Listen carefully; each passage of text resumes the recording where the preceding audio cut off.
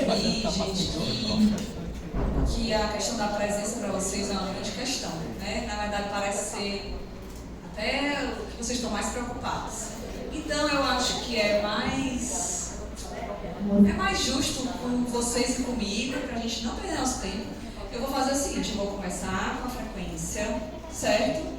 Quem quiser, irem começando a tentar estruturar o raciocínio de vocês e tentar aplicar com os conhecimentos, certo? Então, vamos lá. Alguém quer ler?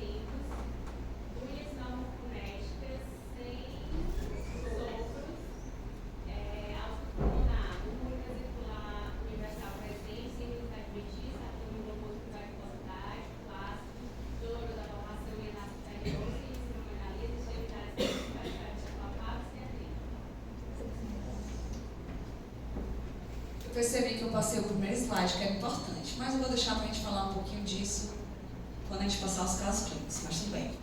E aí, pessoal, qual é o pós-diagnóstico? Colecistite, excelente, o que mais? Pancreatite, excelente, o que mais? Colangite, excelente, o que mais? Colelitíase. Então, ó, vocês pensaram muito bem. Qualquer coisa que seja uma dor hipoconddireito, eu já tenho que pensar, rapaz, dor hipoconddireito, ela tem algumas coisas que chamam muita atenção, né? Tem a palpação, também lá na superior do abdômen. Teve uma crise, um tipo de dor típica, né?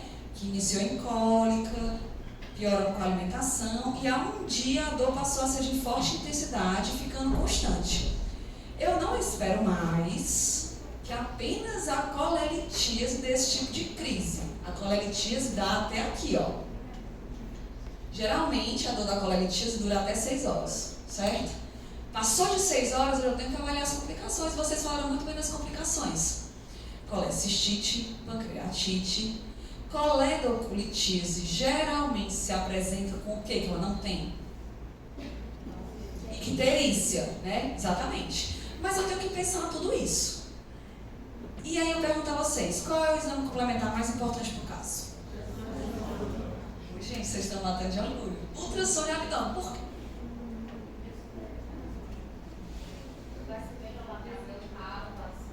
Porque é o melhor exame para ver um cálculo que geralmente colesterol é radiotransparente. Então a tomografia pode até me dizer se por acaso o paciente tem uma obstrução das vias biliares, mas talvez não me diga por que ela existe. Se for neoplásica, vai tudo bom, mas se for coledocolitíase, ela não vai ser tão clara para mim, certo? E qual é a conduta de vocês? A gente vai fazer analgesia, observação, antibiótico-terapia, cirurgia letiva ou cirurgia de emergência? Ela está com um dia de piora de dor.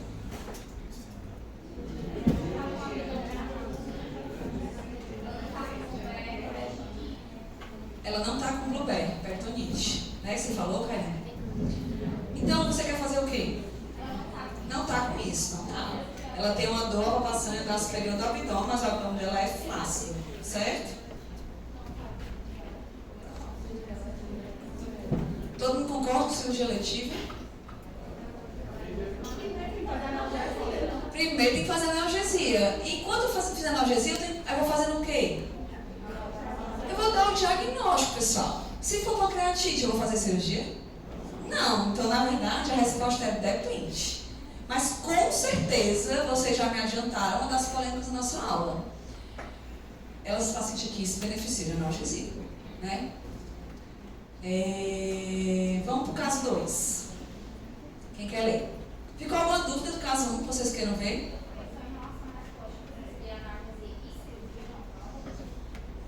Se for colé, cistite, analgesia, antibiótico terapia e cirurgia eletiva. Se for pancreatite, analgesia. Analgesia, zerar a dieta e observar. A gente só aborda pancreatite complicada, né? Principalmente se tiver suspeita de que a necrose está infectada. Se não, pancreatite é doença esquizofrênica. Quanto menos você mexer, melhor. Certo? Se o paciente tivesse... Diga. Por que a cirurgia eletiva? Pronto. Primeiro que uma cirurgia de urgência é uma cirurgia que eu entendo que tem que ser feita nas próximas 6 a 12 horas, né? E ela não tem indicação. Depende um pouco da escola, tá? Assim, tem cirurgiões que gostam de esfriar o processo. A vesícula inflamada, ela é friável, ela pode romper e aumenta um pouco a chance de você ter complicações da colecistectomia. A cirurgia, tirar a vesícula, todo mundo tira. Agora, resolver a complicação da retirada da vesícula que foi complicada, são pouquíssimos cirurgiões que fazem. São serviços terciários, geralmente, inclusive, com o hospital que tem transplante. Porque quando a via biliar está alterada, a hidastenose, lesiona a via biliar, você não tem como apenas suturar a via biliar. Então, em alguns casos, o paciente, assim, é complicado mesmo. Tem que ir para a prótese, fazer um monte de coisa. Diga.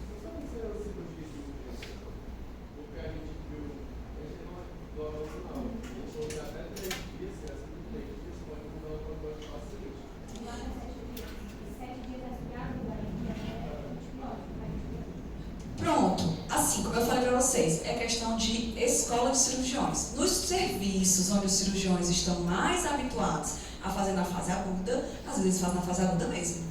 Eu já tive pacientes que a cirurgia decidiu fazer agora. Não, tá com colecistite, tá bem, tá estável, tá com antibiótico, vamos operar logo. Aí às vezes eles preferem um pouco mais, mas não tem urgência. A indicação, se ela for operada com 7 dias do quadro, não vai fazer tanta diferença assim para ela, né? Talvez tenha um melhor prognóstico na fase mais hiperaguda. Mas depende um pouco da escola do cirurgião. Tem cirurgião que não se sente confortável. Mas, professora, ela continua sendo eletiva porque você escolheu operar antes, mas não é de urgência, porque se você não operar, não vai agarrar o quadro. Isso, exatamente. Exatamente isso. A cirurgia de urgência que a gente está colocando aqui é assim, ó, se eu não fizer, o paciente vai morrer. Entendeu? Eu tenho que levar para a cirurgia agora, porque a mortalidade dela vai aumentar demais. Eu também acho as experiências que eu tive, não sou cirurgiã, mas as experiências que eu tive com pacientes que operaram logo foram ótimas. Mas eu conheço cirurgiões muito bons que eu confio que preferem operar no segundo momento. E às vezes a gente vive no hospital, por exemplo, em realidade no HGF, onde eu não consigo marcar uma colecistectomia para o dia seguinte ou para 2 dias, né? A gente tem que tentar colocar a paciente no mapa. Se a gente conseguir ao término do antibiótico, a gente está feliz. Às vezes o paciente termina o antibiótico, já tem que ficar lá esperando a cirurgia por um tempo. Certo? Mas excelente, pessoal. E esse paciente aqui? Eu só quero deixar uma mensagem para vocês que a pancreatite, certo? A conduta é clínica. Então a gente... o ultrassom vai dizer muito pra gente. Então, esse paciente podia ter pancreatite? Sim. E aí, como é que eu daria o diagnóstico? É uma tríade, né? É uma tríade da pancreatite. A clínica, ela tem uma clínica de pancreatite. Andar superior do abdômen, irradiando para o dorso, associada a vômito com pancreatite. Uma imagem, que pode ser ultrassom de abdômen, pode ser a tomografia, mas o ultrassom geralmente resolve. E a amilase é alterada ou a lipase, né? A lipase é até mais, fica por mais tempo, a sensibilidade da lipase é maior. Então, se ela tiver uma pancreatite, eu não vou operar. Vai depender do diagnóstico que vocês estiverem avaliando. Então, por isso que essa abordagem na emergência e a gente ter ideia das nossas hipóteses diagnósticas faz muita diferença. Até para saber como é que eu vou investigar, né? Sim, pois vamos lá. Peraí, esse é o caso 2. Homem, 70 anos. Quem quer ler? Desculpa.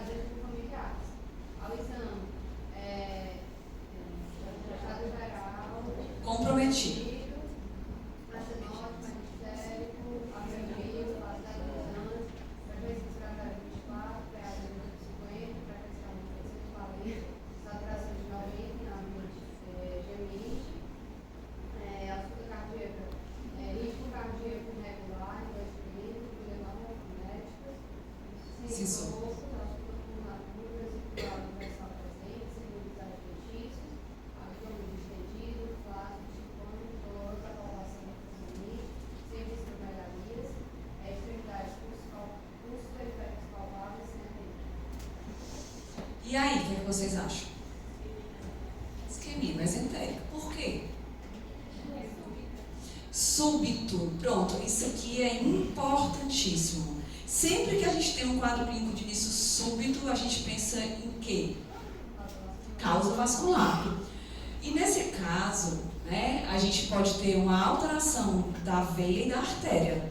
Então, existe isquemia mesentérica arterial, onde o quadro clínico é bem mais grave, o paciente tem sofrimento de alça bem mais intenso, com risco de perfuração, de sepse abdominal e de morte, né? E existe uma isquemia que a gente chama de isquemia venosa. A trombose mesentérica, a trombose da veia mesentérica, geralmente associada à trombose de porta, ela pode levar a um quadro clínico parecido, mas geralmente o paciente está menos grave. Onde eu vou ter, por causa da... Porque o retorno venoso está impedido, o paciente vai ter engurgitamento das alças e vai levando também a uma isquemia venosa, não é por falta de suprimento arterial, mas por engurgitamento e diminuição do retorno venoso, vai lesando aquela alça e o quadro clínico é um pouco mais brando. Geralmente esse paciente não precisa de cirurgia de emergência, certo? Mas ele precisa de tratamento específico, que seria a anticoagulação, certo? Então, eu quero muito que vocês gravem aqui uma coisa importante do exame físico dele. Tá chocado? O que é mais? Como é o abdômen dele? Estendido e flácido, pessoal, e flácido. Aí eu pergunto a vocês, nós estamos suspeitando de uma isquemia mesentérica. E aí, ó, o paciente é idoso, certo? Ele tem um ritmo irregular na ausculta cardíaca. Vocês acham que, mais ou menos pelo que a gente colocou aqui, seria uma causa arterial ou uma causa venosa? Arterial. E o que tem a ver com o que eu acabei de falar? Exatamente, provavelmente ele tem uma fibrilação atrial, tem um trombo ali, né, no átrio, e às vezes esse trombo, ou então no ventrículo, e o trombo migra e vai parar na circulação arterial, né, e uma das possibilidades é a artéria mesentérica. Então tem uma oclusão súbita, que também é bem diferente do quadro clínico da isquemia crônica. Na isquemia crônica, a gente vai ter a claudicação intermitente, o paciente come e sente dor, né? Não tem esse quadro clínico tão florido, onde ele choca, né? Onde ele fica agônico, hipotenso, taquicárdico, né? Assim, e isso é muito importante vocês perceberem que o abdômen dele aqui está flácido. Professora, mas e não vai ficar com peritonite? Vai, tardiamente. E aí, a gente tem que tentar dar o diagnóstico o mais cedo possível. Então, a hipótese de vocês, isquemia mesentérica com hipótese excelente. Aí, qual é o exame que eu vou avaliar, pra gente ver? Com contraste, pessoal. Não adianta pedir ultrassom aqui. Não adianta. Não vai me dizer. E a TC sem contraste também não vai me dizer nada. Vai ver os níveis hidroaéreos das alças paralisadas. E talvez, se já estiver de uma perfuração, que aí nesse caso eu espero um pneumo peritônio, eu espero uma defesa abdominal, um abdômen agudo de fato. Aí a TC sem contraste me veria só que eu tenho um pneumo peritônio. Mas a TC de abdômen com contraste vai ver a falha do contraste passando pela artéria mesentérica superior. E aí vai me dizer que de fato ele tem um impedimento da circulação intestinal, certo? E aí eu pergunto a vocês, qual é a conduta? Cirurgia de emergência. Então, esse paciente aqui, o cirurgião tem que estar... ele chegou chocado com o quadro abdominal. A avaliação cirúrgica é precoce, certo? A tomografia a gente vai tentar fazer, mas às vezes o paciente nem tem estabilidade hemodinâmica. E se não tiver, muitas vezes o diagnóstico vai ter, às vezes, convencer o cirurgião a levar logo para a sala. Geralmente, quando o abdômen é flácido, eles pedem, né? Quando o abdômen claramente com peritonite, eles podem até levar para a sala antes. Mas aí, eu quero perguntar uma coisa para vocês.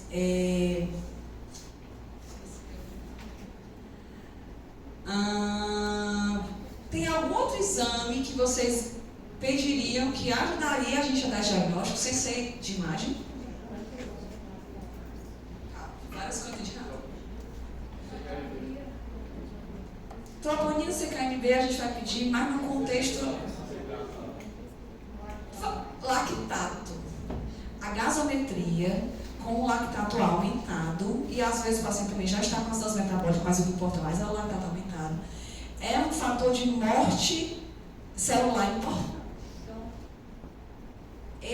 Eu tenho muita necrose aqui de hepatócito, de enterócito, e o paciente está tendo muita morte celular, o LDH aumenta.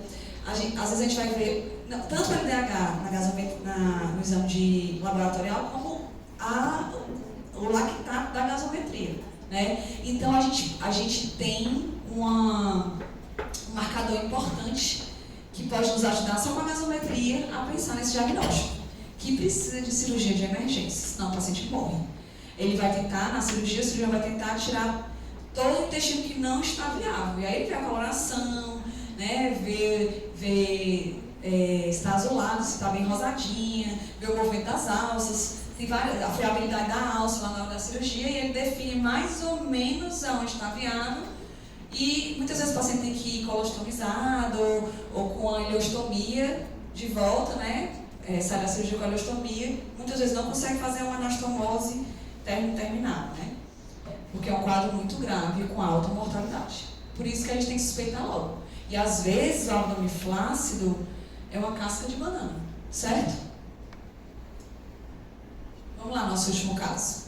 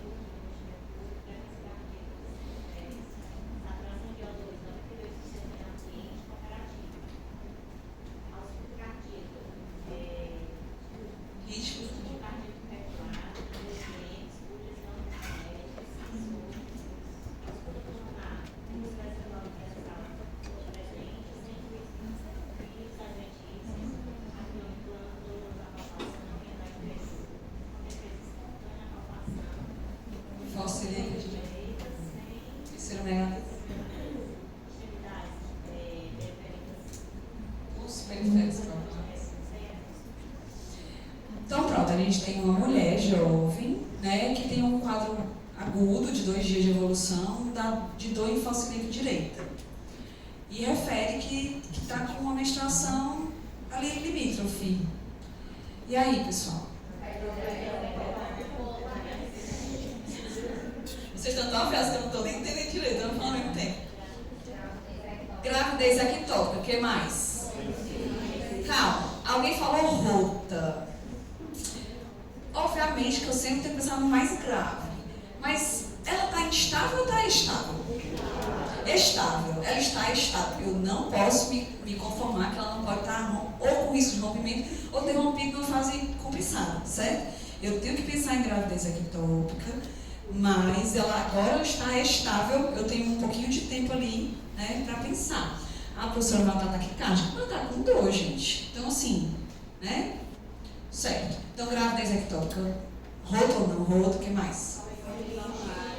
Torção de ovário, apendicite. Ela tem direito, gente, a ter apendicite, né?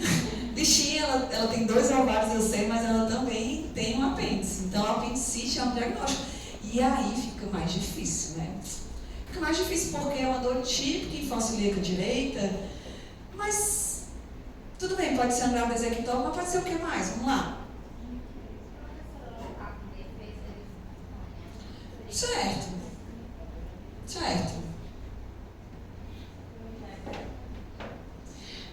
Isso é uma coisa importante, Karine. A peritonite, assim, ó, a gente vai ver, na verdade, é a dor, a descompressão brusca do abdômen, e às vezes o abdômen é em tábua, e tem algumas manobras que a gente pode testar, né?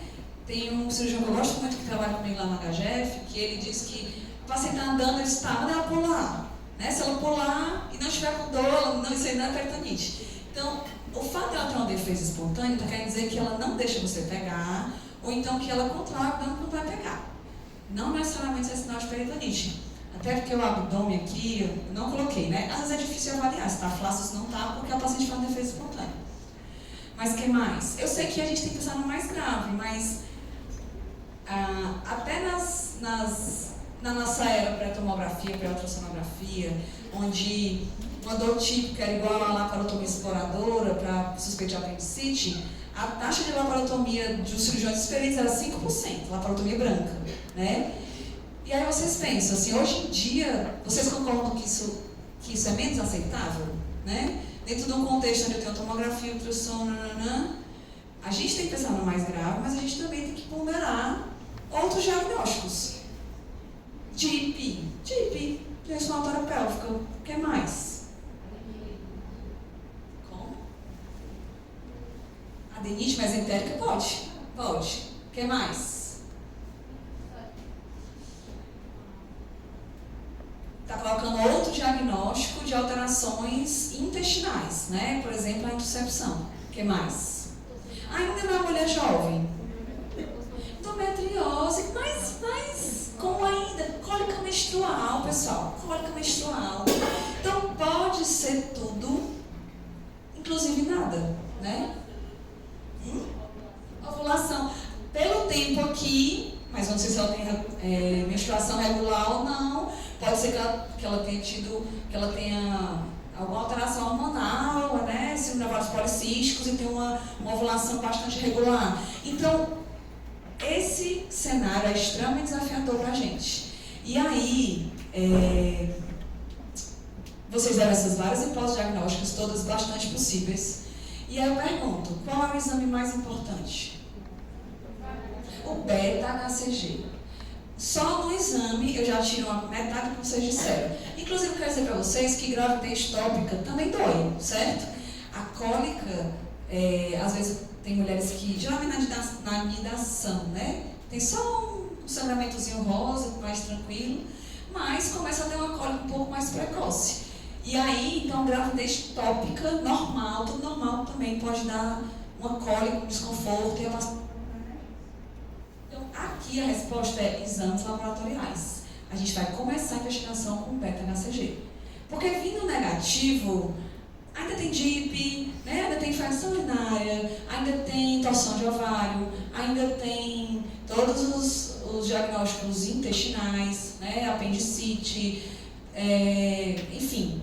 Mas eu já vou ficar mais tranquila de que ela não tem uma gravidez ectópica ou tópica, né? E eu posso, inclusive, se eu precisar complementar a investigação, pedir uma tomografia de abdômen. Que antes do beta, a gente não deve fazer, certo? Porque o primeiro trimestre é o mais sensível para a radiação, né? Está tendo a organogênese do bebê e aí você está irradiando o abdômen no início da gestação, pode ter complicações. A gente sabe que cada vez mais isso é raro, mas na dúvida a gente começa a abordagem com beta-HCG. Então, pessoal, eu vou até voltar aqui, ó. O primeiro slide de todos. Vocês sabem quem é essa pessoa? Pandora. Vocês sabem por quê? Você já deu para perceber por que ela é o tema da nossa aula? Exatamente. Porque a dor abdominal é uma caixa de Pandora. Pode ser tudo, inclusive nada. E pode ser coisas extremamente graves. Mas pode ser o dia a dia. E aí, o que a gente vai colocar aqui, né, assim, a caixa de... Para quem não sabe, a história de Pandora é bem legal, né?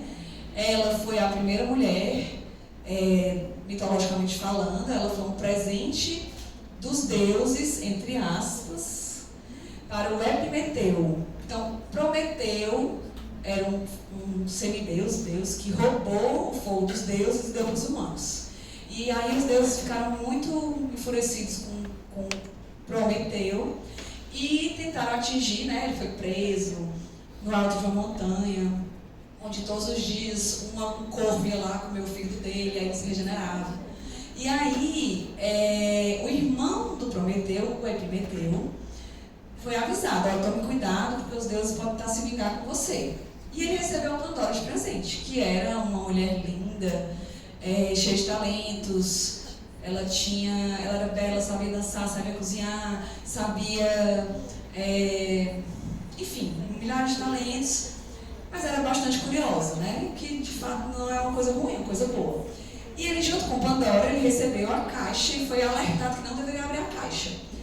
Só que, né, ele tentou falar com Pandora e tal, um dia ela abriu e liberou o quê? Vocês lembram? Todos os males do universo. Mas só os males? Ela liberou todos os males, mas... Certo. Mas junto com os males, algo mais saiu. Males, desculpa. Todos os males do universo. Que inclusive, como você vê, é trabalho, certo? Preguiça, tem umas coisas assim que na verdade, enfim, né, são questionadas hoje em dia. Mas ela liberou a... Alguém falou que já ouvi. Esperança, pessoal. Ela liberou a esperança. Então, na dor abdominal também tem a esperança de que pode não ser nada, certo? Então, é um diagnóstico realmente comum. Cerca de 8% das consultas da emergência dos Estados Unidos. É muito desafiador, como vocês viram, porque tem múltiplos diagnósticos diferenciais. Os sintomas são variáveis. A gente ia fazer, primeiro exame laboratorial, é começar com a analgesia. Fazer a analgesia, enquanto a gente chegava no diagnóstico. PET-HCG positivo, é ir para o ultrassom transvaginal. PET-HCG negativo, a gente ia reavaliar depois a analgesia, ver como é que ela ia ficar, e a depender, pedir a tomografia, né? E aí tem uma coisa importante aqui, certo, pessoal? Que é a intensidade versus a gravidade. Geralmente, eles não têm uma correlação muito clara, a não ser na fase hiperaguda. Então, dores abdominais de extrema intensidade que começaram agudamente, isso é um sinal de alarme, certo?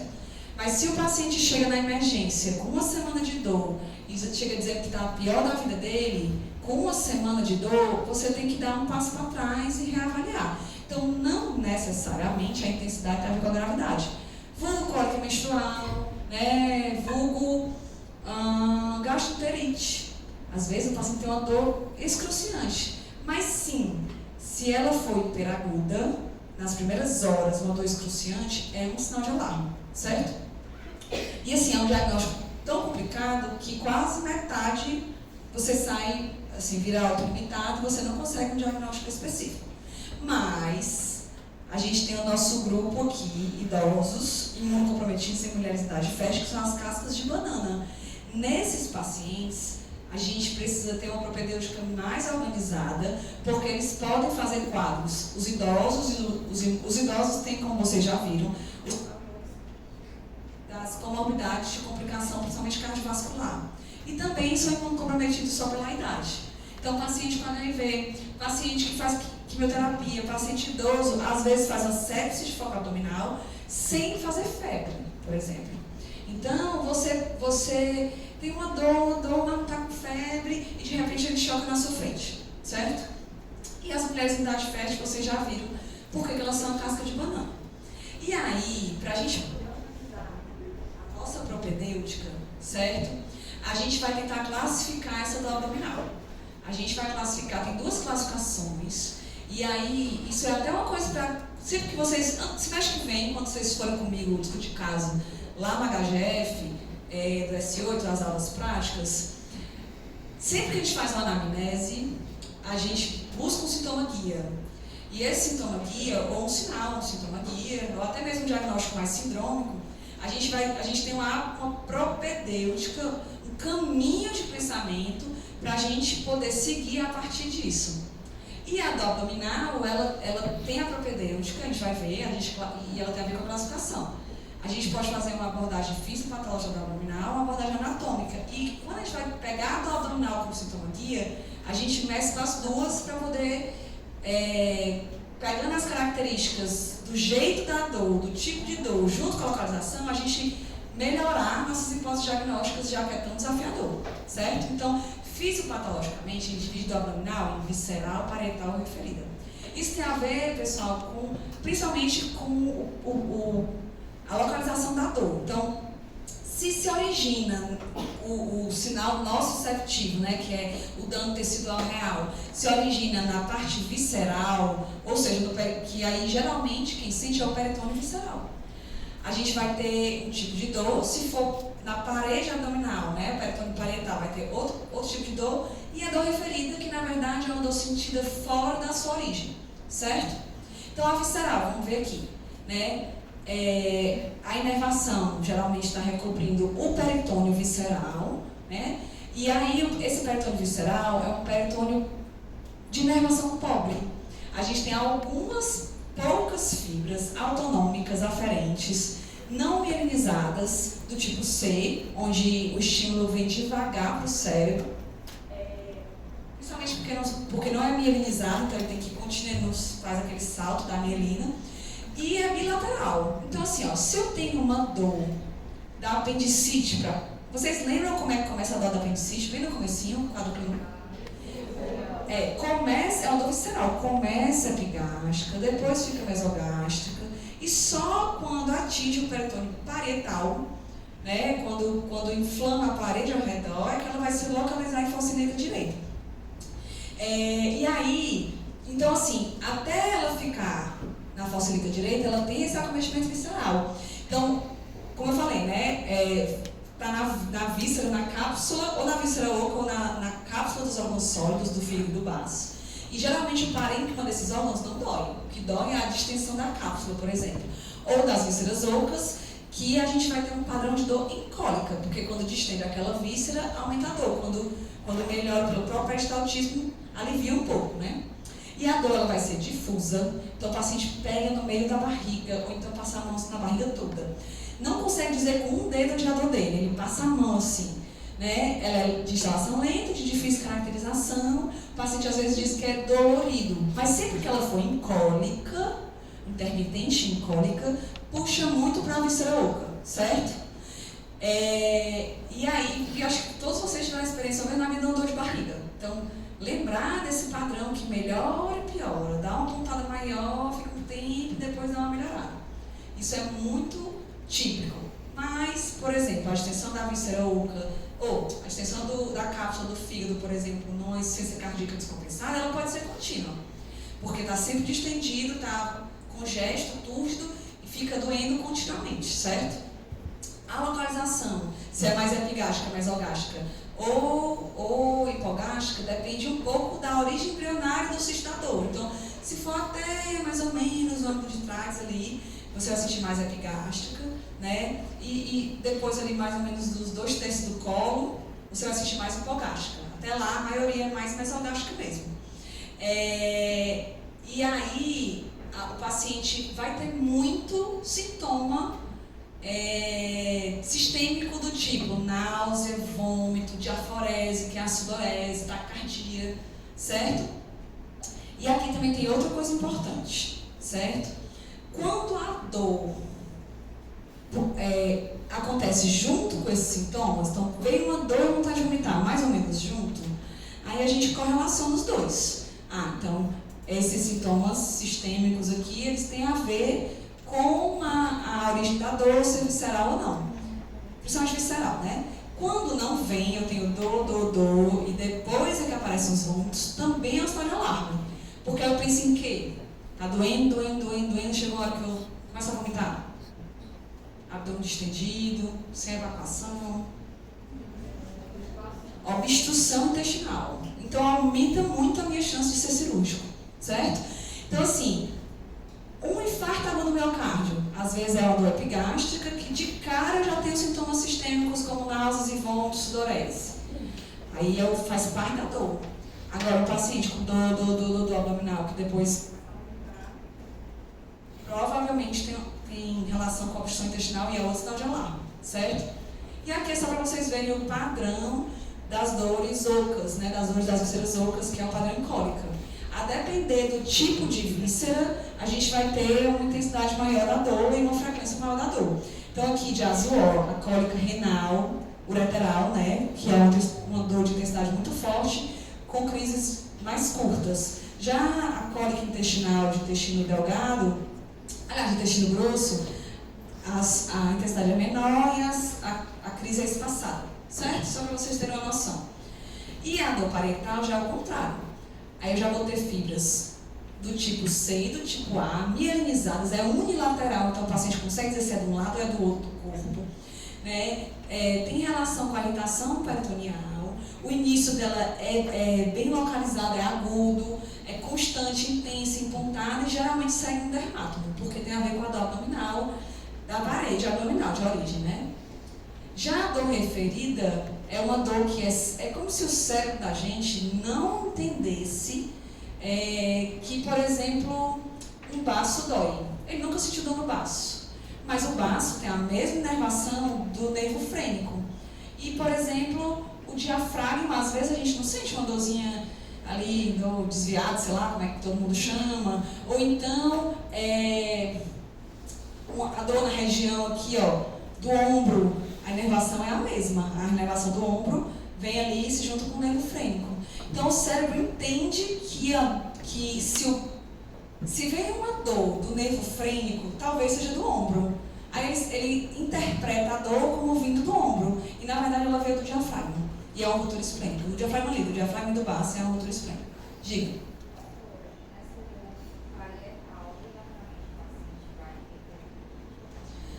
Obrigatoriamente não. Não é obrigatório, mas geralmente tem. Geralmente tem sintomas, e às vezes a peritonite, você tem uma diarreia. Não, a gente vê muito paciente com PBE, por exemplo, peritonite bacteriana espontânea. Ele tem uma dor abdominal, o abdômen já é distendido por causa da ascite. Quando a gente vai tocar um pouquinho, ele já sente muita dor e dá muita diarreia, dá outros sintomas do trato gastrointestinal também. Então, a gente fala muito do abdômen agudo, se prende muito ao abdômen agudo, mas como eu já falei para vocês, às vezes, tipo, o sistema mesentérico não dá para esperar até o abdômen agudo chegar. Então, quando tem, a gente sabe que é muito grave. Mas quando não tem, não significa que não é uma doença grave. Só significa que talvez não irritou aquele peritônio. E a gente tem irritantes mais graves e irritantes menos graves. Então, por exemplo, o sangue é um irritante peritoneal, mas ele não é tão irritante assim quanto o conteúdo entérico. O conteúdo entérico na cavidade peritoneal é altamente irritativo. O sangue, ele irrita, mas não irrita tanto. Então, às vezes o paciente está com hemiperitônio e não tem aquela peritonite tão clássica, certo? Tem a dor, tem a distensão, mas assim, não é tão preto ou branco assim. Assim como a gente vai ver, tem causas clínicas que simulam peritonite, né? E aí a gente vai ter que avaliar. Assim, geralmente, são doenças raras, não são doenças comuns, né? A porfiria, intermitente aguda, né? O angioedema, são alguns que o paciente chega e às vezes casos de laparotomia branca. Mas não são, graças a Deus, não são doenças comuns, né? É quando você faz a laparotomia e não encontra nada. Ela é inespecífica, é branca, não tem um achado que justifique aquela dor.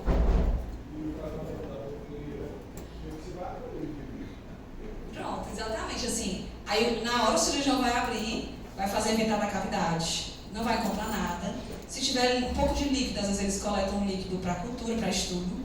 Se não tiver líquido, algumas vezes, a depender da hipótese clínica, biopsia ou peritônio, mas se não tiver uma hipótese clara, nem biopsia, fecha. E aí a gente vai investigar metabolicamente. Então, no caso da porfiria, a dor abdominal faz parte do quadro sistêmico. A paciente tem polineuropatia, tem sintomas psiquiátricos, tem hiponatremia, pode ter crise convulsiva. E aí, assim, como eu falei, é um diagnóstico raro. E aí o tratamento da porfiria, você tem que fazer o diagnóstico, né? A gente vai fazer a pesquisa dos metabólitos do M da hemoglobina, que é metabolizado no fígado, aí tem um problema hepático que não consegue metabolizar. Aí você dá a hematina, que é justamente a enzima que consegue converter isso aí. Aí melhora, desacumula esses metabólitos e você, nas crises, dá a hematina, certo? Mas assim, é um diagnóstico que é demorado. Não é um diagnóstico cirúrgico, é um diagnóstico clínico. Assim como o angioedema, é dificílimo, o paciente tem derrames cavitários.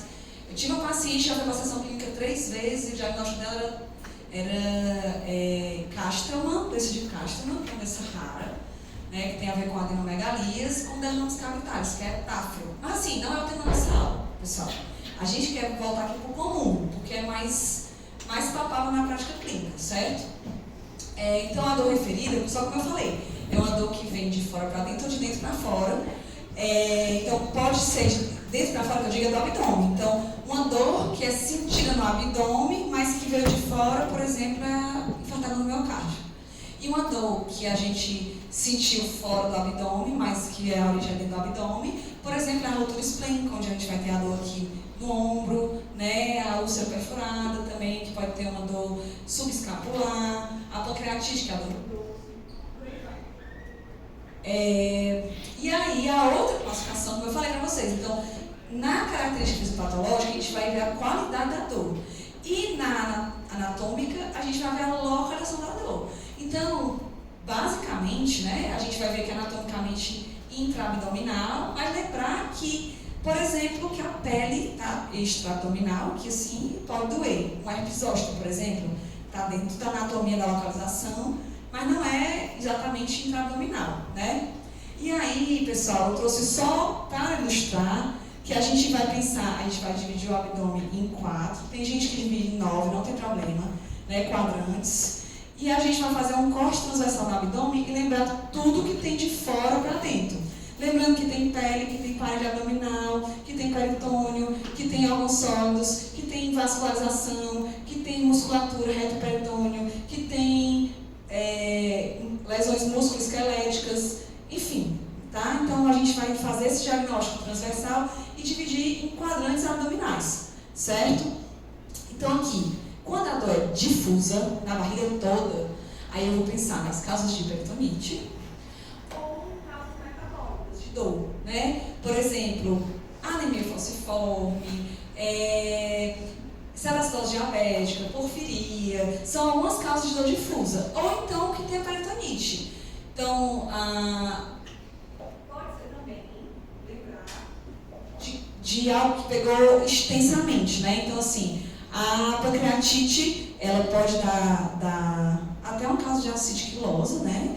E ela pode dar necrose em todo o peritônio. Então, tem dor abdominal difusa.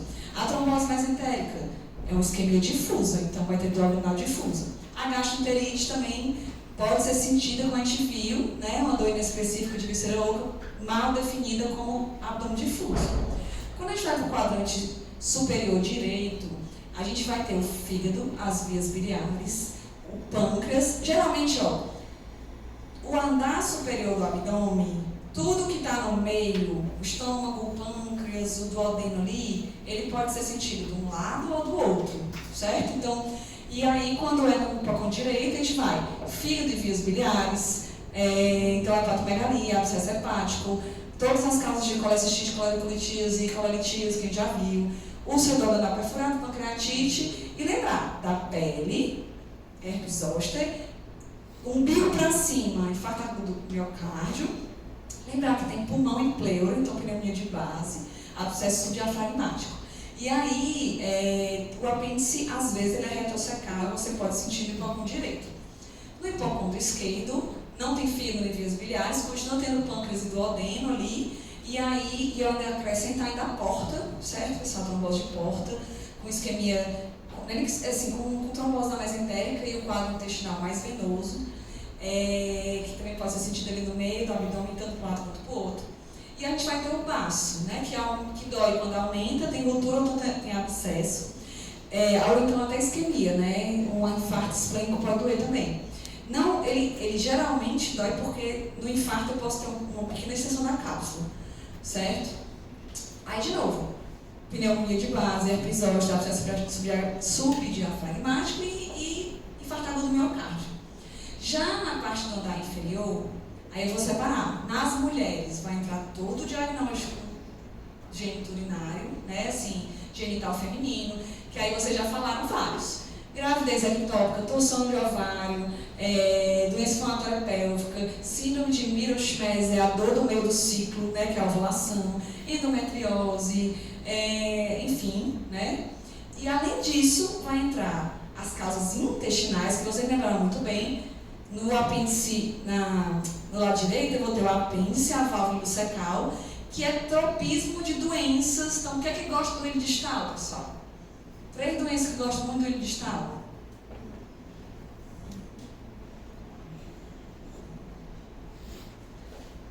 Tuberculose, linfoma e doença crônica, certo? Então, a doença inflamatória intestinal, ela começa a aparecer aqui. É uma dor mais embaixo. Tanto pode ser do lado direito, quando ela gosta da válvula secal, começa a válvula secal, e se for do lado esquerdo, é o reto e o sigmoide.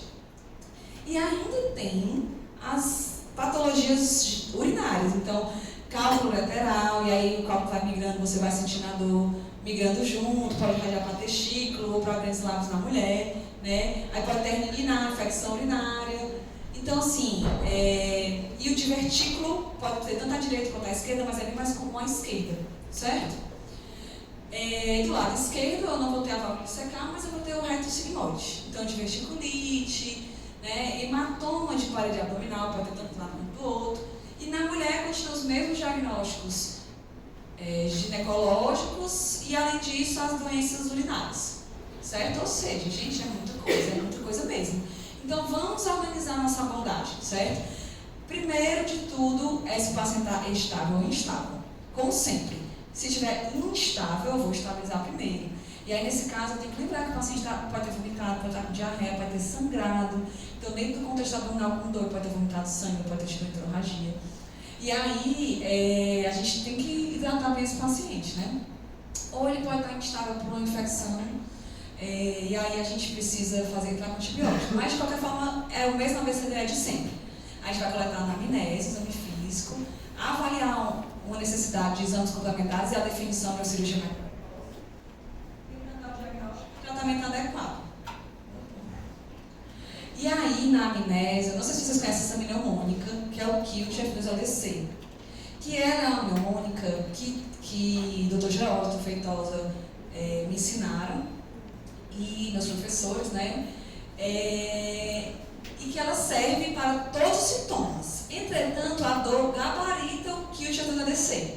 Então, sempre que o paciente chega com uma dor, e aí passa dor de cabeça, dor lombar, dor abdominal, dor na perna, você consegue aplicar o Kilt F2LDC e você vai ter as características, tanto fisiopatológicas, no caso da abdominal, quanto anatômicas, para a gente começar a diagnósticos diferenciais. Então, o que é de qualidade? A dor é queimando, a dor é ardendo, a dor é empontada, a dor é incólica. A gente já viu, por exemplo, que queimando pode ser um herpes zoster, incólica pode ser uma extensão de víscera oca, né? A intensidade da dor, se é fraca, moderada, forte, e aí as dores muito fortes, muito agudas, são mais perigosas. A localização, a nossa abordagem anatômica que eu acabei de mostrar para vocês, né? Eu vou lembrar o que é que tem lá naquele lugar e vou pensar a partir disso. O T é o tempo de instalação e a duração, e de novo, dores hiperagudas são mais complicadas. Dores crônicas tendem a ser diagnóstico mais tranquilo, não tenho como garantir, porque existem os diagnósticos de dores abdominais vasculares, que às vezes é algo crônico e um dia pode virar agudo.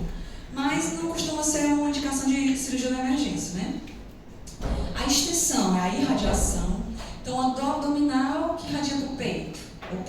Uma dor abdominal que irradia para o dorso, pancreatite. Do peito e do pontagudo, por exemplo. Uma dor abdominal que irradia para grandes lábios. Será que é um cálculo migrando, né? Fatores de F2 é fatores de melhora e fatores de piora. Então, fatores de melhora. É uma dor abdominal, um pouco direito que melhorou com o escopão. É uma dor epigástica, amentoso, que melhorou com o isordil. É uma dor que piorou com a alimentação. Eu comecei a comer e piorou a dor. Então, tudo isso tem relevância, né? A associação, né? Se tem febre, se tem vômitos, se tem náusea, se tem diarreia, se tem icterícia. A dimensão é assim. Tem pacientes que chegam com dor e dizem assim: estou doendo muito.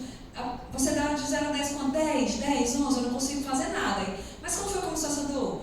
Não, começou anteontem. Aí eu fui no shopping, aí eu fui trabalhar, aí depois eu passei na casa da minha irmã, aí depois eu fui pro meu treino de balé. Então, assim, é uma dor que o paciente interpreta como sendo a pior dor na vida, mas ele, dentro da dimensão da vida dele, não mudou nada. Continuou com a dor. Mas estava com dor esse tempo todo? Estava com dor esse tempo todo. Igualzinho, não piorou não, desse jeito. Aí você relativiza um pouco. Mas não, doutor, eu não consigo dormir com a dor. Eu acordo na noite por causa da dor. Eu não consigo andar, eu não consigo comer. Aí você já consegue dimensionar melhor essa dor, o impacto da dor na vida do indivíduo. E o contexto é assim, uma dor epigástrica num paciente de 20 anos que, por exemplo, teve uma libação alcoólica no dia anterior e não tinha comido nada, pode ser só uma esofagite, né? Ou então uma gastrite mesmo, talvez um refluxo associado. É bem diferente de uma dor epigástrica numa mulher de 70 anos, hipertensão diabética. Aí você tem que pensar em infartador do miocárdio. Então, o contexto faz muita diferença no diagnóstico que a gente vai pensar. E nos sintomas associados, assim, a gente tem algumas dicas, né? Então, quando eu tenho sintomas como febre, calafrio, perda de peso, fadiga, anorexia e hipotensão ortostática, eu tenho que pensar em causas sistêmicas de dor, né? Ou então num contexto que já está evoluindo com uma sepse. Mas, por exemplo, um paciente que tem uma dor em hipocôndrio esquerdo, que começa a comer, fica empachado, e tem essa dor com febre, com sudorese noturna, com calafrios, eu tenho que pensar em neoplasia hematológica, por exemplo, com esplenomegalia. Ou então é um paciente que tem uma dor em uma fossa ilíaca direita, que está com febre, que tem perda de peso importante, fadiga, anorexia, que pode ser um teste inflamatório intestinal, certo? Então a gente pensa em doenças mais sistêmicas. Quando eu tenho náuseas e vômitos, principalmente, assim, aí tanto pode ser antes como pode ser depois, né? Diarreia, mudança do padrão intestinal das fezes, sangramento do trato gastrointestinal, melena, hematêmese, hematoquesia, icterícia, colúria ou colia fecal, puxa muito para patologias do TGI, né? Então, assim, paciente com icterícia do abdominal, eu vou olhar logo para o fígado. Ah, professor, não pode ser uma anemia falciforme? Pode, mas assim, né? Colecistite, coledocolitismo, mirise, tá ictérico, ou então hepatite, extensão da cápsula do fígado, eu vou olhar muito mais para isso, certo? Assim como diarreia. O paciente tem diarreia no abdominal, pensar que a causa é disso aí, certo? Já quando são alterações do trato urinário, vai ter disúria, hematura, urgência miccional, pode ter corrimento vaginal, sangramento vaginal, né? No caso genital, né? Dispareunia, dismenorreia, história menstrual regular, uso de contraceptivos irregular também. E para a doença cardiopulmonar, porque a gente falou, insuficiência cardíaca do abdominal, infarto agudo do miocárdio do abdominal, a gente vai ver, tem tosse, tem dispneia, tem ortopneia, turgência jugular, edema de membros inferiores, certo? E aí na anamnese eu tenho que tentar perpassar por essas coisas, como eu falei para vocês. Então, usa um remédio? Ele tem uma arritmia, ele usa rivaroxabana, né, que é o xarelto, ou então dabigatrana. Não, estava usando AINES, né, tava com uma dor nas costas, dor no joelho, tem artrose, e de repente começou a tomar um monte de Tilex, de ibuprofeno, mesolida, cetoprofeno em casa, chegou com a dor abdominal, epigástrica, vomitando sangue. Aí, sai úlcera. E o AINE, ele dá úlcera em todo o trato gastrointestinal. O corticoide, ele também pode levar a doença ulcerosa, e ele tem a irregularidade do uso de corticoide pode dar insuficiência adrenal, né, que é um diagnóstico do abdominal, hipoglicemia, hipotensão, eosinofilia, escurecimento da pele, que é a síndrome de Addison, né? Quando é autoimune, ou então quando é a interrupção abrupta do uso de corticoide, aí é só insuficiência adrenal, né? A alimentação, então o paciente viajou, comeu uma comida que não comia antes, aparece a diarreia, né? Lembrar até da gastroenterite do viajante. Cirurgias prévias, pode ter brido ou aderência. Patologias, então, paciente cirrótico, como falei para vocês, com ascite, avaliação do abdominal, pensar em peritonite. Né? Sintomas sistêmicos, também a febre, perda de peso, pensar até na neoplasia. Trauma recente, eu posso ter uma ruptura esplênica tardia, né? Ficou ali tamponou um pouquinho e depois apareceu, ruptura de fígado também. Viagens, eu falei da diarreia viajante, muda a flora, muda o contato com os patógenos. Uso de drogas ilícitas, né, principalmente adrenérgicas, onde a gente pode ter pancreatite, isquemia mesentérica, isquemia hepática, enfim. E o álcool, né, também pode ser uma causa de dor, principalmente na abstinência alcoólica. E quando a dor é recorrente, que o paciente procura várias vezes a emergência por causa disso, a gente tem que lembrar dos 3 P's: pancreatite, porfiria e alteração psiquiátrica, né? E a pancreatite, no caso aqui, é a pancreatite crônica, principalmente relacionada ao etilismo. No exame físico, a gente vai buscar sinais vitais, tem febre, hipotermia, taquicardia ou hipertensão, para avaliar o diagnóstico da hipotensão, principalmente no sentido da sepse. E vai ver o exame físico geral, como eu falei para vocês, como tem muitas doenças sistêmicas que atingem o abdômen, eu tenho que fazer um exame cardiológico bem feito. Tem turgência jugular, tem ortopneia, crepita, tem anemones inferiores, né? E aí o exame dorsal a gente pesquisa, inclusive, sinais de infecção urinária, porque pode se apresentar como uma dor mais em flancos, no sinal de Jordan, né? E as extremidades. E aí, no exame abdominal, a gente vai ter um foco, obviamente, maior, né? E aí a sequência correta abdominal é a inspeção, a ausculta, palpação superficial profunda. E na palpação a gente vai buscar uma rigidez, que ela pode ser voluntária ou involuntária. Aí, Kailine, tem uma manobra, a gente tem que a gente pode pedir para o paciente fazer manobras distratórias enquanto a gente palpa o abdômen. Porque às vezes o paciente tem cócegas, às vezes o paciente está com muito medo daquela dor maltratou muito ele e ele não deixa você examinar. Então, assim, às vezes você pode pedir para o paciente fazer força na mão um contra a outra. Você pode pedir para ele conversar, me conte como é essa dor, e você vai começar a examinar devagarzinho. Me conte de novo. Aí outro vai dar, o senhor trabalha com o quê? Pode dar, ou então olhe para cima, manda ele fazer uma coisa, dá uma tarefa que distraia ele do foco da dor para ele relaxar, certo? E o toque retal, ele tem papel, principalmente quando o paciente tem hemorragia, né, hematoquesia. Quando você quer fazer a avaliação da próstata, no contexto da prostatite, por exemplo, mas até é ideal nem que você mexa, mas assim, às vezes o paciente tem sintomas urinários como gotejamento, disúria, e aí você pode avaliar o tamanho da próstata, né? O exame periretal, para a gente ver se tem fissura, fístula, principalmente no contexto de doença inflamatória intestinal, ou até algumas doenças infecciosas no contexto do HIV também. E na obstrução intestinal, para você se tem fezes na ampola, certo? E o exame ginecológico, pélvico genital da mulher, você avaliar a mobilização do útero, para ver DIP, doença inflamatória pélvica, até endometriose para ver um pouco também. Avaliar no homem a torção testicular e epididimite e avaliar hernias inguinais. E o famoso abdômen de vocês, né? Essa definição aqui, é um capítulo desse livro de diagnoses muito legal, que eu achei ela mais elucidativa, porque a gente associa abdômen agudo com cirurgia, né? E assim, aqui essa definição eu acho muito interessante, que é uma dor abdominal intensa, com a etiologia pouco esclarecida, pouco clara, com duração de horas, podendo indicar uma condição intraabdominal progressiva ameaçadora à vida, ou então capaz de causar morbidade grande. A admissão hospitalar geralmente é necessária e a cirurgia é o resultado mais provável, certo?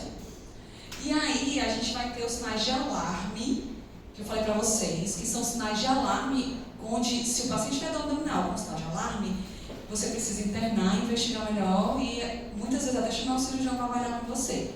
Então assim, a dor é de forte intensidade, muito forte, principalmente hiperaguda, sinal de alarme. É uma dor súbita, início em minutos, ou aguda, início em horas, que está progredindo muito rápido.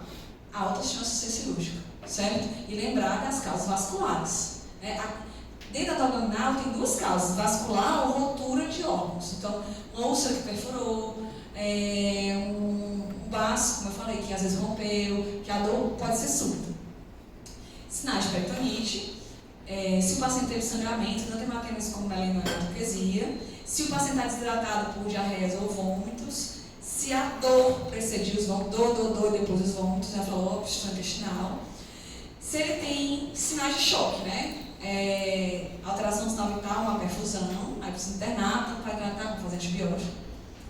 Se ele tem febre, e aí, inclusive, por exemplo, nas gastroenterites simples, você precisa fazer antibiótico. O paciente com febre, E com uma diarreia, é indicação de antibiótico, né? Porque a grande maioria das diarreias, o paciente vai ter pacientes imunocompetentes, vai ter apenas a dor abdominal com a clínica.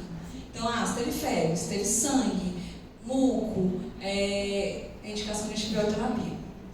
Idosos acima de 65 anos, já falei para vocês que eles são nossa pegadinha, eles podem se apresentar com complicações cardiovasculares ou até mesmo com uma sepse sem febre.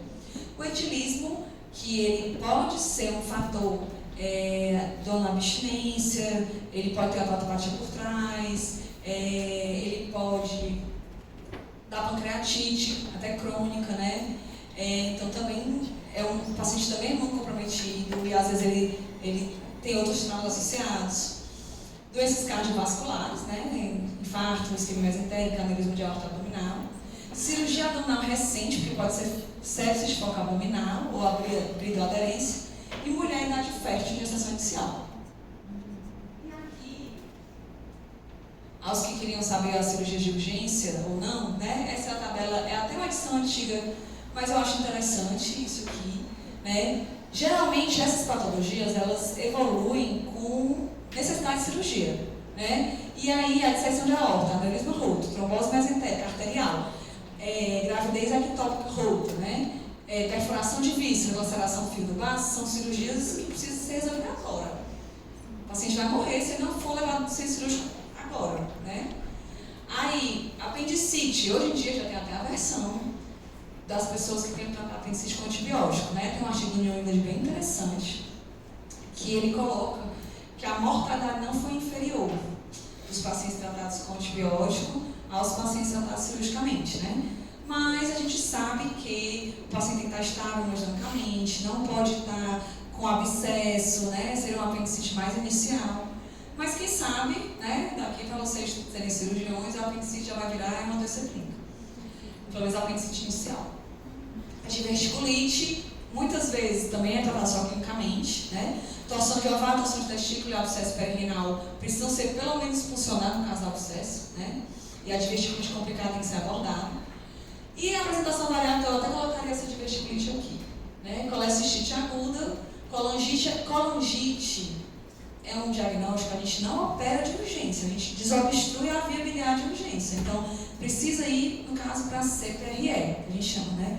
Que é colangio do CP, pancreato duodeno retrógrada. CPRE é um endoscópio, um aparelho de endoscópio, onde ele visualiza a papila duodenal, cateteriza a papila duodenal e consegue fazer procedimentos, inclusive ele contraste, radioscopia, e ele contraste toda a via biliar, a gente consegue ver se tem estenose, se tem dilatação, se não tem, e ele faz a secção da papila, né, abre a papila, e passa uma cestinha, um basket para tirar os cálculos, certo? É assim que a gente trata, desobstrui uma coleboculitise. Mas às vezes o paciente tem colangite no contexto de um tumor que está obstruindo a via biliar. Aí tem que passar uma prótese, por exemplo. Certo? Mas eu preciso desobstruir a via biliar de urgência. E cada vez menos usada, às vezes você desobstrui, inclusive, externamente. Né? Você faz uma drenagem percutânea na via biliar, mas é uma coisa muito ruim. Infecta muito, é complicado demais. E aí vocês estão mais craques do que eu, vocês tiveram aula agora, de casos cirúrgicos abdominais, né? Dos pontos de referência do exame físico, o ponto de Bloomberg, né? É o quê? Isso. É o encontro do terço do meio com o terço distal, do caminho da cabeça umbilical à fossa ilíaca, né? E o sinal de Bloomberg? Do ponto de McBurney, né? O sinal de Hovsing? Da fossa ilíaca esquerda. Isso, dói do lado direito, porque mobiliza as alças intestinais e distente. O sinal do obturador. Flete a perna e roda internamente a coxa, né? Flete a perna e a coxa. Sinal de pessoas. Isso, ou você deita de lado e peristende a perna, ou então você pede para ele levantar a perna contra resistência. Sinal de Murphy.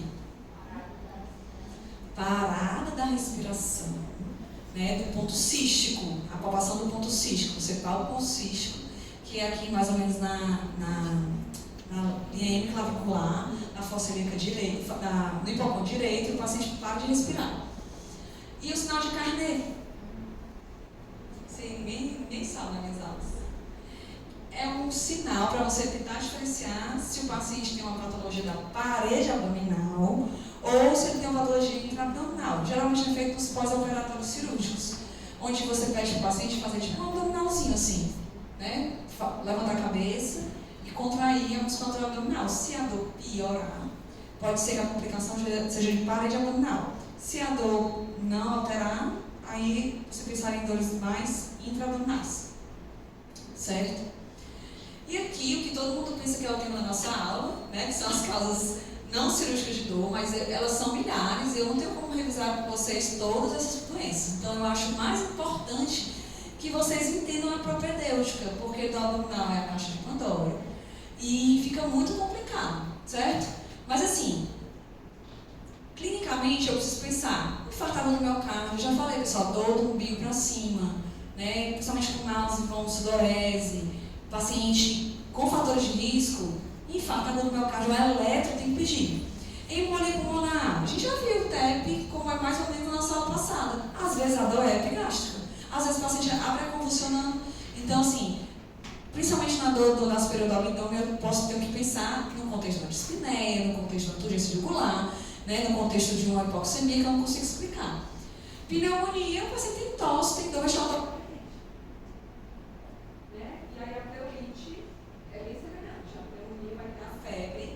A pneumonia vai ter a febre, a tosse, e a pleurite, a dor vestibular dependente. Às vezes o paciente tem também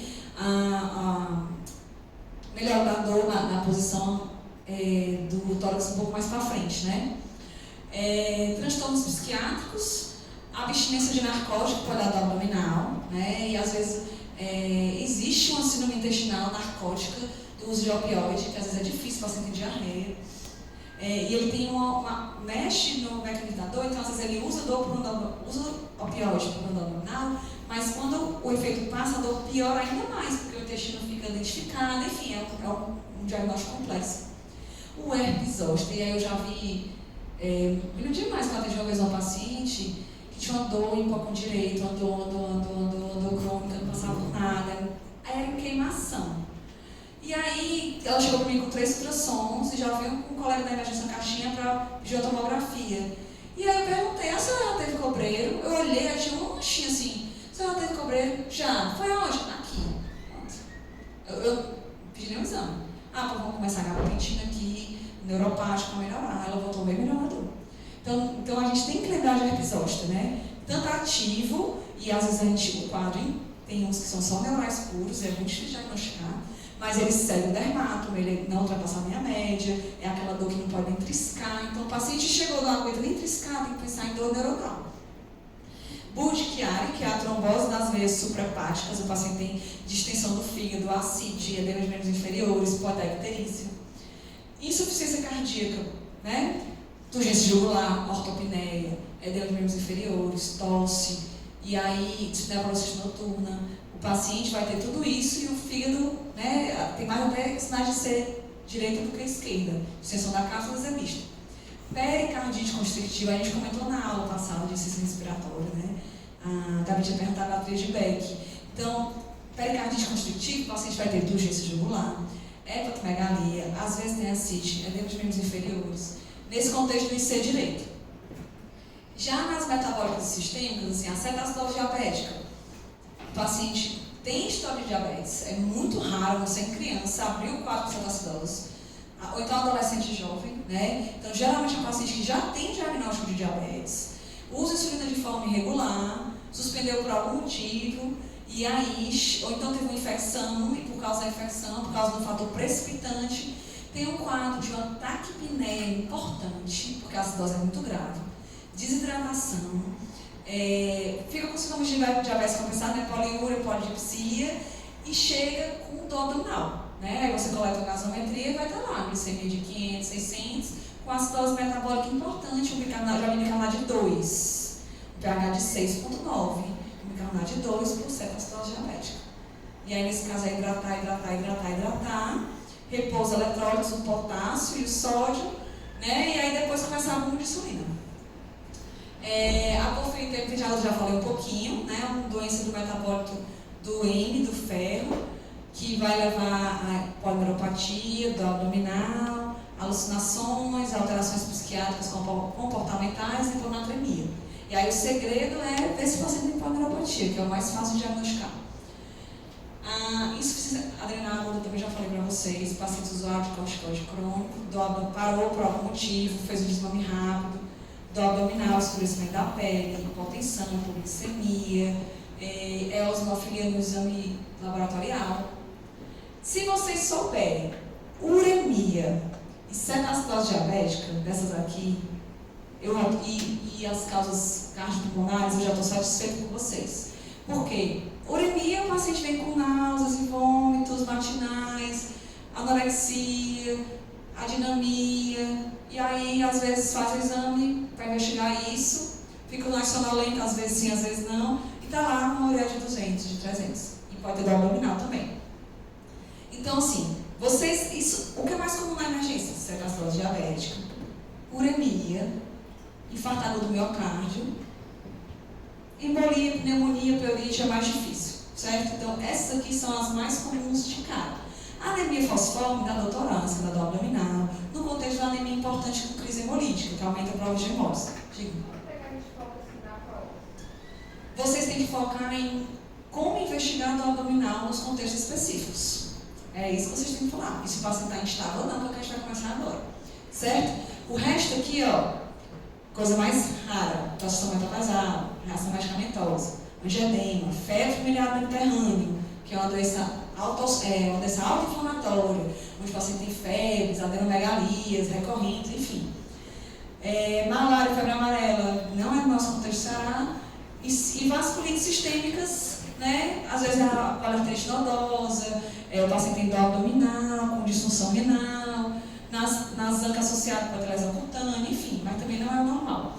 Mesmo que eu coloque um pano de fundo da doença mais rara, eu não vou perguntar para vocês como é que trata, eu não vou perguntar para vocês vão ter que me dizer como eu vou investigar aquela dor, pensando no diagnóstico mais provável, certo? E aí, isso que a gente vai ver agora, como investigar, vai depender se é uma dor aguda, na emergência, ou se é uma dor crônica. Paciente com dor crônica, aí eu vou ver.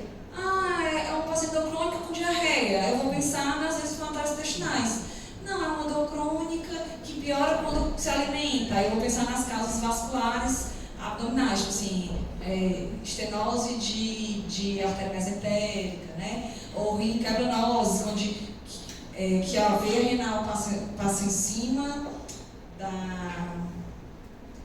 a aorta passa em cima da veia renal, aí às vezes o paciente tem uma dor renal, pode ter uma hematúria. Enfim, mas essas são causas crônicas de dor, né? Tem a síndrome do ligamento arqueado, onde o ligamento arqueado pinça o duodeno e o paciente tem dor de extensão e vomita. Tudo isso aí são diagnósticos mais difíceis também. Não vai ser exatamente o foco, mas vocês têm que... E eu tenho que pegar aqueles sintomas associados e pensar. Se o paciente tem uma diarreia com dor abdominal, eu vou atrás de, por exemplo, um contexto mais crônico, certo? E na dor aguda ou emergencial, a gente vai pensar dentro daquele raciocínio se vai ser cirúrgico ou não e o que é que eu tenho que pedir, né? Então, aqui. Não são laboratoriais.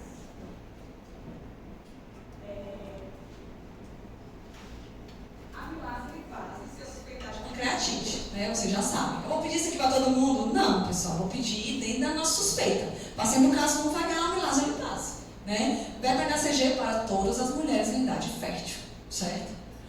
Aí, hemograma, a gente também geralmente pede para todo mundo na chegada, mas obviamente que ele tem mais valor diante de uma suspeita de sangramento. O leucograma vai pedir para todo mundo na chegada e a gente vai avaliar tanto os sinais de imunocomprometimento, no HIV, por exemplo, como se o paciente tem sepsis, alguma coisa assim, mas o próprio sangramento agudo ele pode aumentar.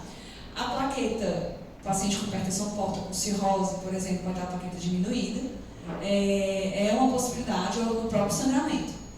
A gasometria, já falei para vocês, a acidose metabólica está na uremia, a acidose metabólica está na cetacidose diabética, e ela pode estar, inclusive, na isquemia mesentérica, né? E aí, dentro da gasometria, tem o lactato, que a gente vai olhar na isquemia mesentérica. provas de coagulograma, tá? PTPA, o paciente toma Marevan, né? Tem um FA, toma Marevan, ou então uma patopata, enfim, eu estava em hemorragia digestiva, chegou sangrando e usa Marevan, está com NR de 10, né? Marcador de lesão da hepática, TGO, TGP, fosfatidilcarbonato GT, bilirrubinas e albumina e NR também fazem parte do contexto da cirrose, a função hepática. E aí tem a hepatite, colecistite, colangite às vezes aumenta. E aí tem uma coisa legal que as pessoas não sabem assim, ó, TGO e TGP acima de 1000. O que eu tenho que pensar? Hepatites virais, hepatite isquêmica, medicamento. Aí a hepatite autoimune, mas geralmente não dói o fígado. E colegocolitíase na fase hiperaguda, pode ter TGO e TGP acima de 1000, que cai muito rápido e depois aumenta a fosfatidilcarbonato GT, certo? Glicemia, cetose diabética, como prosmolar, enfim, pancreatite, pode ser uma complicação, né, a diabetes. Lactato já falei. Sumário de urina, dentro do contexto, quando você pensa numa infecção urinária, lembrar que, por exemplo, qualquer sintoma intraabdominal, com infecção, inclusive peri-bexiga, você pode ter um sumário alterado. Geralmente não tem bactéria, mas assim, você pode ter leucocitura e hematura no contexto da apendicite, certo? Mas aí o paciente vai ter uma... e não vai ter bactéria nem nitrito na urina. O eletro, né? Dor do umbigo para cima, no contexto específico elétrico, né? E ureia, creatina e eletrólitos. E aí, alguns exames de imagem complementar, eu já falei para vocês, o raio-x de abdômen e ortostase, praticamente assim, ele tem muita valia quando obstrução intestinal, corpo estranho, né? E principalmente, junto com o raio-x de tórax nas suspeitas de perfuração. As calcificações anômalas, geralmente, a maioria não tem nem relação com isso, né? Nefroletia, se for muito grosseiro, consegue ver, mas não vai ser assim que a gente vai diagnosticar. Então, basicamente, o raio-x de abdômen, que é para ser em ortostase, certo? Não é no leito, a gente faz para suspeita de perfuração, para ver o pneumoperitônio, e obstrução intestinal, no grosso, certo? E aí tá aqui, ó. Aqui é um pneumoperitônio, onde a gente vê o ar entre o diafragma e o fígado. E aqui os sinais de nível hidroaéreo na obstrução intestinal, certo? A tomografia, hoje em dia, é o exame de escolha em quase todas as situações, exceto, vocês já falaram, né? Cólica biliar, causas biliares, né? Então, assim, colecistite, colelitíase, colegocolitíase e a pancreatite, a gente vai começar com ultrassom. Por quê? Porque é melhor de ver o cálculo da vesícula. Ah, professora, uma turma passada me questionou isso. Professora, mas porque no livro tal, ele diz que é razoável você fazer tomografia. Razoável né? E às vezes você faz ultrassom e não consegue esclarecer a causa, você vai complementar com tomografia. Mas, por exemplo, se eu achar que a causa é biliar, melhor do que a tomografia é a colangiossonância. Então, vai depender da minha suspeita clínica. E o ultrassom, ele é operador dependente? Sim. Mas ele é melhor de ver mesmo assim. E é bem mais barato, que é a nossa primeira escolha. Fora que o POCUS, assim, cada vez mais vai ter médicos treinados. Talvez daqui a 10 anos já saia da faculdade com o POCUS feito. E aí você vai ter condição de... Então, isso aqui é importante. Isso aqui geralmente vai na prova, pessoal. Então, quando eu vou pedir ultrassom, quando eu vou pedir tomografia?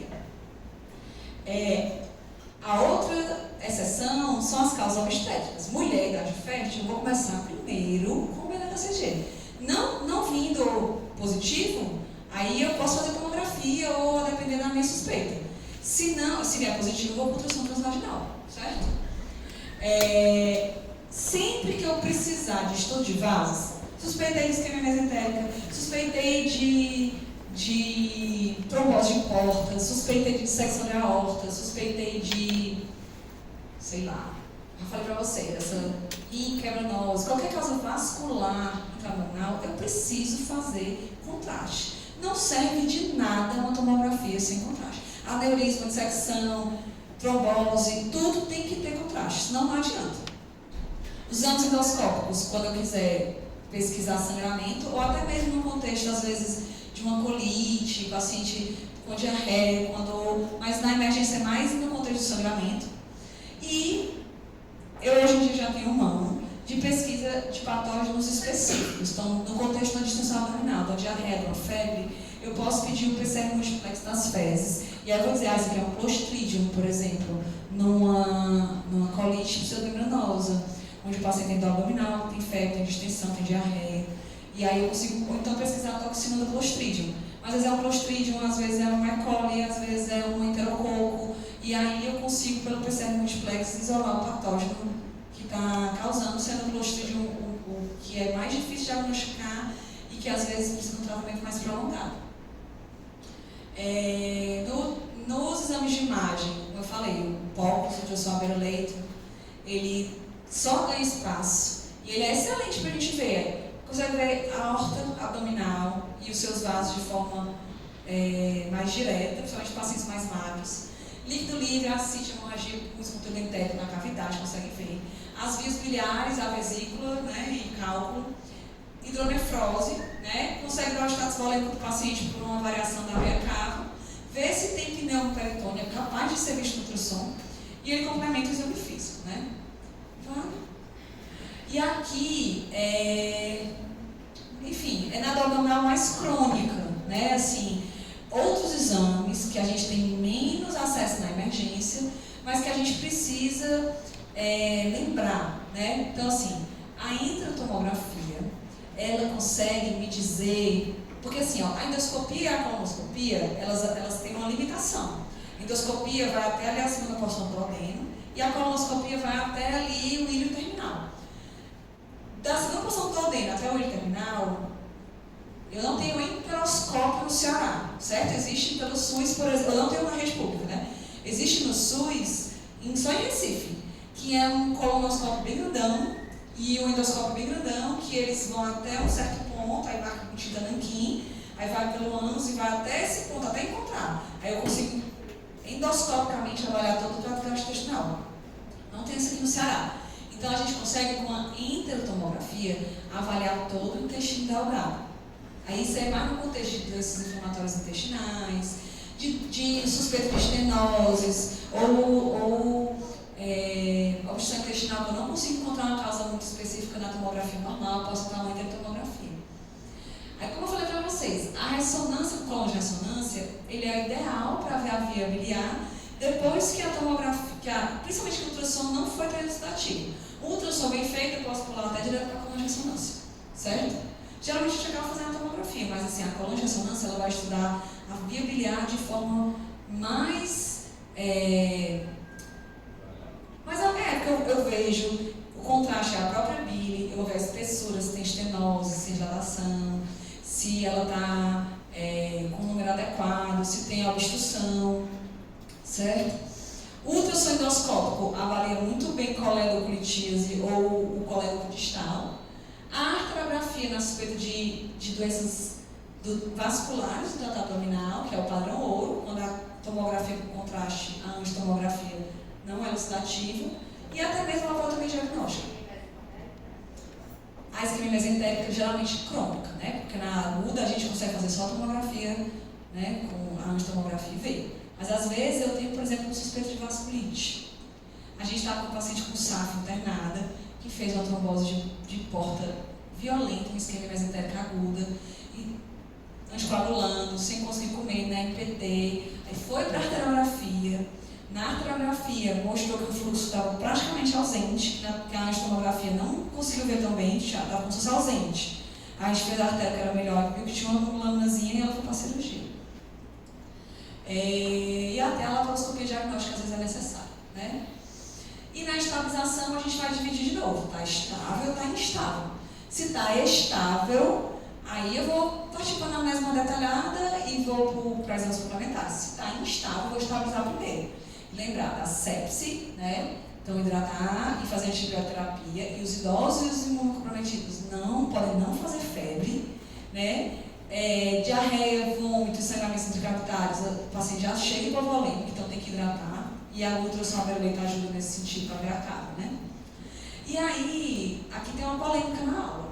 né? E vocês já chegaram, pelo que eu entendi, com a opinião formada, aí vamos discutir isso. O paciente que chega com suspeita de apendicite, então, um paciente jovem, 20 anos, homem, chegou com a dor, começou mais mesorgástrica, depois se instalou em fossa ilíaca direita. E aí você vai examinar e ele tem uma defesa, mas você não conseguiu ver se de fato ele tinha um peritonismo assim claro, ele não deixou você palpar. Aí, você tem um colega cirurgião de plantão, você faz analgesia, ou espera o colega cirurgião de plantão vir avaliar? Todo mundo concorda em fazer analgesia, ou vocês querem a primeira avaliação do cirurgião?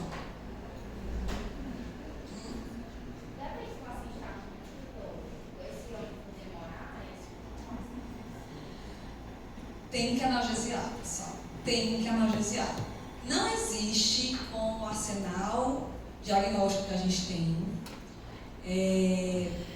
um apendicite que vai passar ilesa só porque o paciente já estava com a dor controlada.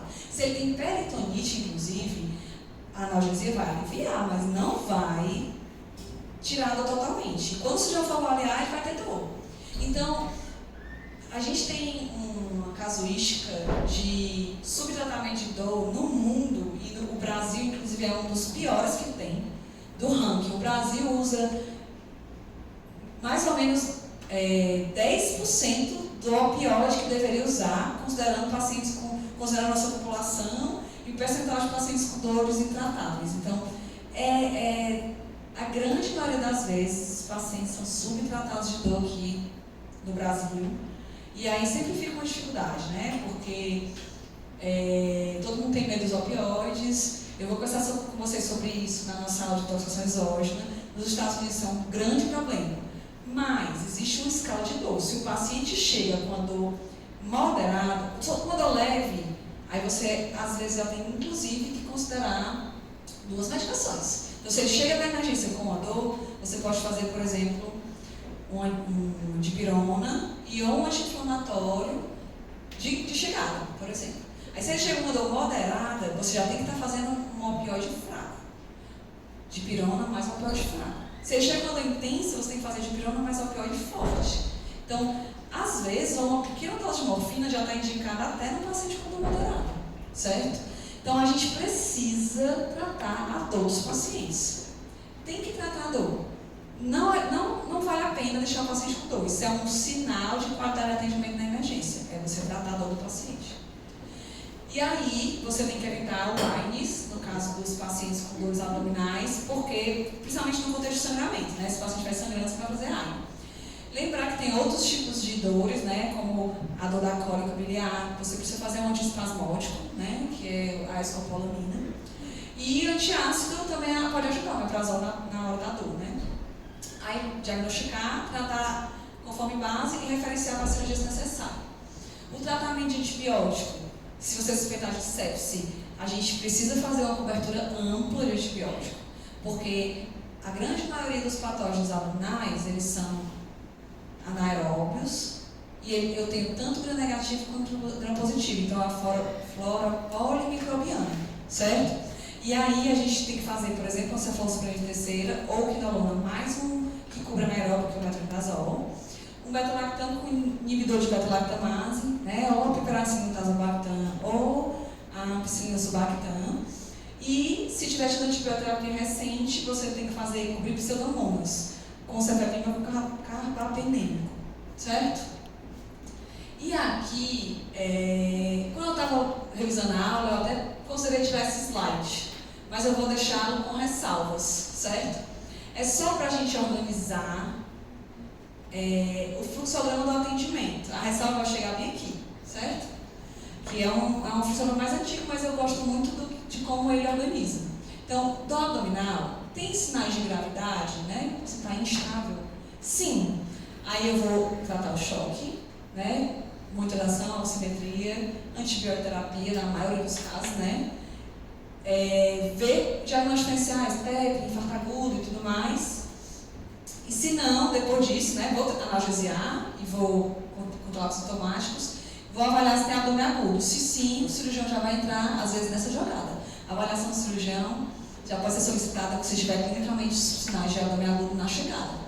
Mas o exame de imagem geralmente é necessário. Se o paciente estiver estável, ele vai indicar. Se não, é para indicar a laparotomia exploradora. Certo? E aqui o diagnóstico complementar, né? Raio-X, a gente já falou, só. E para quase ninguém. Só se tivesse sinais de suspeita de perfuração. Hoje em dia você faz ultrassom leito ou até tomografia. Ou traste de vasos, por exemplo, um isquemia mesentérica com contraste, né? E aí depois disso você vai avaliar o cirurgião, né? Que ele começa a dizer, se não estiver estável na exame físico, sintomáticos, e aí você vai ver, né? Se for mulher em idade fértil, não é isso? Esse aqui, ó. Sinais que estão mesma coisa, sinais que estão alterados, o paciente está estável. Se ele não estiver instável, que é esse, né? Não estiver instável, ABCD, móvel, de exames, vai tratar o choque e a hipovolemia, né? Aí, recitação de parte sanguínea, ultrassom leito e avaliação do cirurgião imediatamente.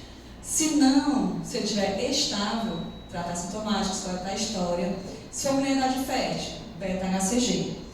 Se não for mulher em idade fértil, aí você vai avaliar e investigar conforme a hipótese. Então, vou pedir amilase lipase, vou pedir ultrassom de abdômen, suspeito de pancreatite, colecistite, né? Vou pedir, teve a dor cólica, ia migrando, não tinha posição, teve hematura, vou pedir uma TC de abdômen sem contraste para avaliar cálculo renal. Você vai fazendo as hipodiagnósticos. Se for idoso imunocomprometido, considerar a causa vascular e infecciosa, certo? Se não, aqui tem uns exames mais ou menos básicos, parecidos com aqueles, ele bota até porfiria, mas não é exame de chegada, certo? E aí a gente encerra a aula com a nossa Pandora, que ela tem uma mensagem de esperança, né, para dar, que a esperança tem duas filhas lindas, a indignação e a coragem. A indignação nos ensina a não aceitar as coisas como são e a coragem a mudá-las. É isso, pessoal. Obrigada. Vocês têm alguma dúvida?